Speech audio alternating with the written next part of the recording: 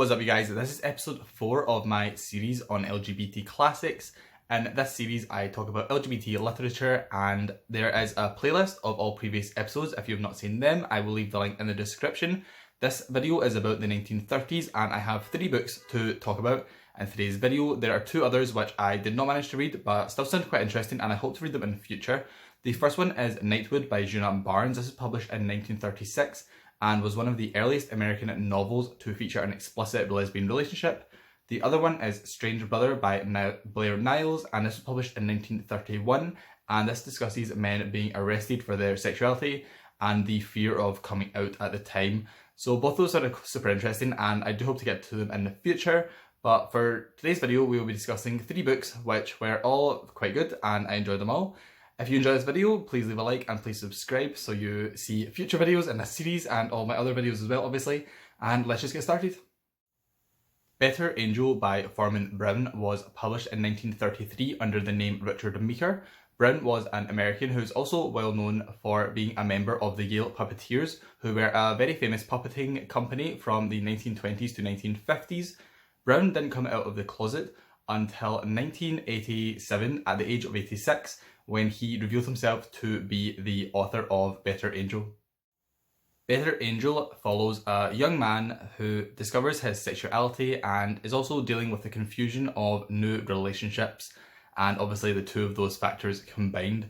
It is notable and was popular for being one of the first American novels to feature gay men in a positive light and to have a happy ending.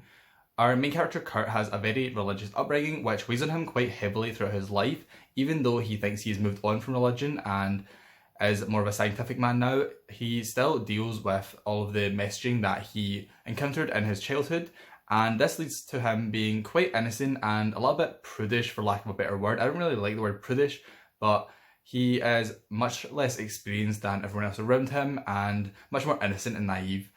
Especially in comparison to, like I said, the other gay men characters. They are a little bit more promiscuous but also are shown in quite a positive light, which was different from most other novels at the time.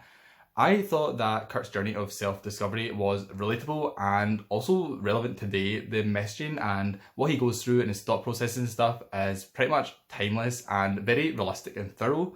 The love triangle / square that develops throughout this story was very entertaining and interesting, and I loved that each person in the triangle / square, if you read it you know what I mean, is very unique and brings their own viewpoints and deals with their sexuality and, you know, the world around them in their own specific ways, which I really enjoyed. I thought all the characters were super interesting and you could root for all of them. There was no like mean, nasty characters in this novel. It was just a very nice story.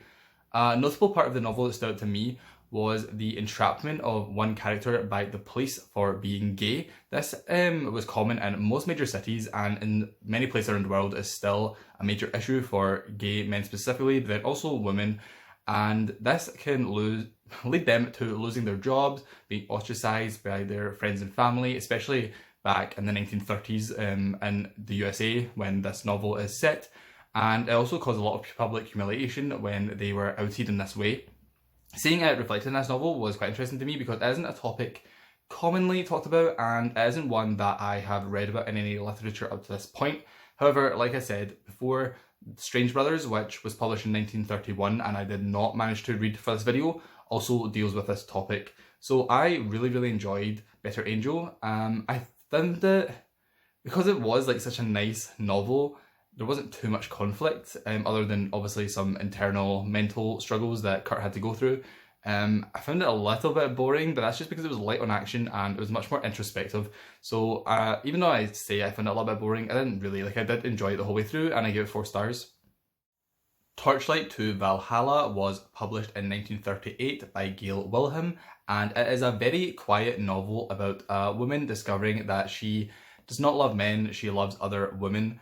It was notable at its time for having a happy ending, similar to Better Angel. The 2 of them are quite nice companion pieces because it shows that by the 1930s, happy endings for LGBT characters were becoming a little bit more common and acceptable, whereas before it was pretty much guaranteed that if you had a gay character, they had to have unhappy ending, and in a lot of cases that was suicide. In the 1930s, this was starting to change. So Torchlight 2 Valhalla, Gail Wilhelm has a really nice writing style, and she included some really beautiful, like poetic and sweet moments throughout the book. However, she makes the stylistic choice of not including any speech marks, and this is one that bothers me personally.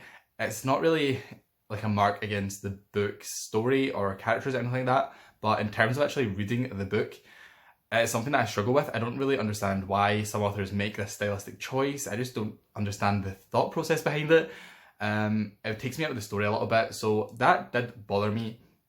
However, I did enjoy the book overall. It is only 105 pages, and the lesbian content of the book, well, the female love interest is only introduced on page 80. Obviously, we have our main character dealing with some introspective thoughts before that about why she's not really attracted to men, but the female love interest is actually only brought in on page 80 out of 105. So the relationship is not explored in any great depth, but you do quickly understand that the two women enjoy each other's company so much more, and our main character is so much happier in just a short amount of time with this woman than she was in the previous 80 pages with a man. So you do see the main character become just a lot happier, and her life becomes more fulfilled once the other woman, Morgan, is introduced into the story. So I did enjoy this book. However, to be honest, it wasn't super memorable, and I think it could have been a little bit longer, but then also with the stylistic choice of the lack of speech marks, I think if it had been any longer, I maybe would have struggled a little bit more. Just with like, I don't know, it's such a tiny thing, but like speech marks really do make a difference when you're reading, in my opinion. It just took me out of the story a little bit. So overall, again, I did enjoy this, but I think out of the 3 novels that I read for this video, this one was the weakest. It just wasn't super memorable, and it was quite short, and also obviously the speech marks thing. The final novel that I read for this video was Goodbye to Berlin by Christopher Isherwood.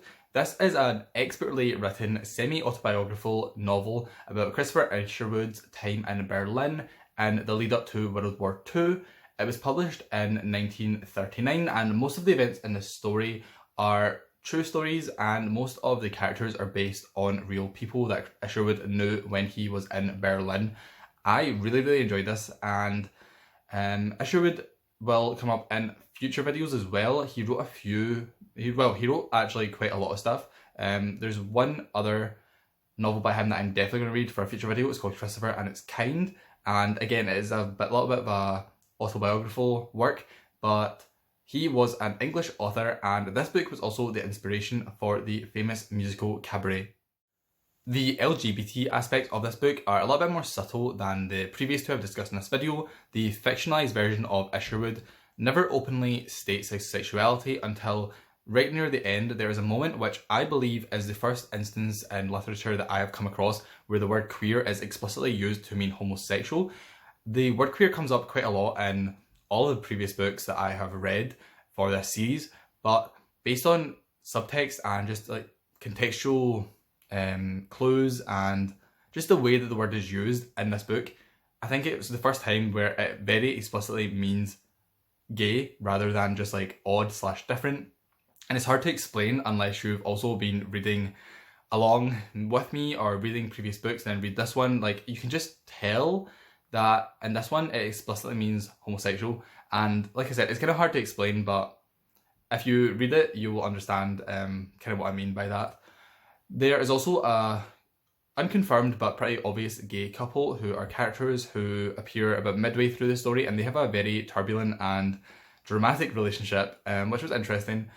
But the rest of the novel pretty much is focused on anti-Semitism and its rise in Berlin at the time based on the Nazis' rise in power. So as the Nazis become more powerful, anti-Semitism also becomes more rife throughout the city, and the political temperament of the city slowly creeps up on you. It's like a slow build of atmosphere, which is really dark and like haunting, in a really interesting and expertly written way, I believe. It starts off with just a few anti-Semitic comments by some characters that are just brushed away and not even talked about or acknowledged really, and then it ends with the protagonist's friends being killed and arrested. So you slowly see how hatred can build up from just little tiny passing remarks and then lead to like outright violence and open hatred. So I thought the way Isherwood wrote this was so well done, and especially with the rise in anti-Semitism that was being discussed last month based on the response to the Palestine and Israel conflict that was going on, and obviously it's still going on, but last month there was like a really big focus on it and people were talking about it everywhere, and I thought that it was very timely, me reading this and then reading about, you know, Palestine and Israel and then anti-Semitism and just that whole topic. It was very timely and quite eye-opening, I thought, and I just thought this novel painted a really honest and depiction of how such horrible events in history can happen, because it starts off with just little tiny things and then just builds and builds and builds up to, you know, open hatred. So I really enjoyed this book. I would highly recommend it. I think that if you're going to read any of the 3 books in this video, this one is by far the best, and not just in the way it's written, but the content and also the timeliness. Although the LGBT aspects of it are the most subtle out of the 3, I think as a novel and an overall important piece of literature, I would say this one is maybe the one that is worth reading the most. But I did enjoy all 3 books, and obviously it just depends if you're looking for a book that's more focused on sexuality, but then also more issues mixed in with that. And I really, I think you can probably tell, enjoy this book, and I think it's really great. So those were the 3 books that I read for this video. If you have read any of these before, I would love to hear your thoughts, or if you plan on reading any of them after I've talked about them, I would again really love to hear about it. Like I said, I really enjoyed Goodbye to Berlin, but I also really enjoyed Better Angel. Torchlight to Valhalla, it was okay. I'm not going to say it's a must-read, but for an early lesbian piece of literature, I think it was really great, and it obviously had a really nice, happy ending, and I really do like that the 1930s kind of brought in this idea of LGBT people and characters can have happy endings to their lives, and although obviously they still lived in secrecy for their own personal relationships and stuff, it was nice to see some happy endings. Obviously, Goodbye to Berlin was not the happiest ending because it kind of ends with World War II beginning, but you know what I mean. You take some and you lose some, I guess. But if you enjoyed this video, please leave a like and please subscribe. I have a lot more videos in this series coming, and I will be reading a lot more great books, so make sure to subscribe so you find out what I've been reading and get some recommendations for yourself. If you enjoyed this video, I'd really appreciate if you leave a like, and again, obviously just leave any thoughts down below in the comments, and if you also want to follow me on any social media or anything, I always have the links to everything in the description. I'll also have in the description some pages with some more information on the books. There's one by the University of somewhere that goes really into depth on Foreman Brown and his life and the Yale puppeteers, but also his life as a gay man and Better Angel, and I found that really informative and interesting. So I would definitely recommend reading that. I'll have that link down below. And yeah, without any further ado, thank you for watching, and I will see you in my next one.